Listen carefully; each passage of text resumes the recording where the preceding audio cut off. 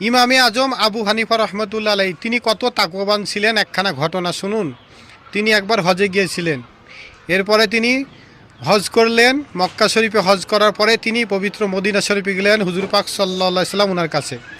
এরপরে তিনি মদিনা শরীফে গিয়ে তিনি ওনার যে মদিনা শরীফে অনেক অনুসারী ছিলেন, ওনার লোকজন ছিলেন, ওনাদেরকে তালিম তালকিন দিচ্ছিলেন, আলোচনা করছিলেন একে একে। একদিন, 2 দিন, 3 দিন, 5 দিন, 7 দিন, 19 দিন হয়ে গেছেন। এরপরে তিনি হঠাৎ করে ছোট বাচ্চাদের মতন কান্না করতে লাগলেন। এরপরে বললেন, আমি আর এখানে থাকতে পারছি না। তখন ওনার যারা অনুসারী, ওনার যারা লোকজন, ওনারা বলেন, হুজুর বেয়াদবি ক্ষমা চাই, আমরা কি কোনো ভুল ত্রুটি করেছি, ক্ষমা করুন। তখন ইমামে আজম আবু হানিফা রহমতুল্লাহ তিনি বললেন, আরে বিষয়টা এরকম না, এটা একটা গোপন জিনিস। বারবার ওনারা অনুরোধ করছিলেন যে ইমামে আজম ওনাকে, যে আপনি দয়া করে বলুন কি সমস্যা, কি হয়েছে।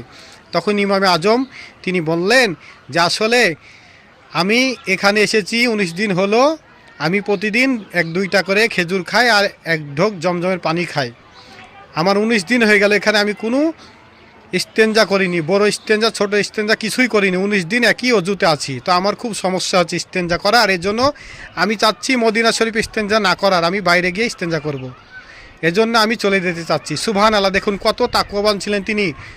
তিনি বলেছিলেন যে মদিনা শরীফ হচ্ছে আরশে আজিম, লৌহ কলম সমস্ত কিছু থেকে শ্রেষ্ঠ। এখানে সমস্ত ফেরেশতা আলাইহিমুসসালাম ওনারা সালাত সালাম পাঠ করেন, দোয়া দুরূদ পাঠ করেন। সুবহানাল্লাহ, দেখুন ইমামে আজম আবু হানিফা রহমতুল্লাহ তিনি কত তাকওয়াবান ছিলেন। এজন্য নবীজি সাল্লাল্লাহু আলাইহি ওয়াসাল্লাম বলেছেন, ওনাকে লকব দিয়েছেন ইমামুল মুসলিমিন, মুসলিমদের ইমাম। সুবহানাল্লাহ, এজন্য ইমামে আজম আবু হানিফা রহমতুল্লাহ আলাইহি ওনাকে মহব্বত করা সমস্ত মুসলমানের দায়িত্ব, কর্তব্য।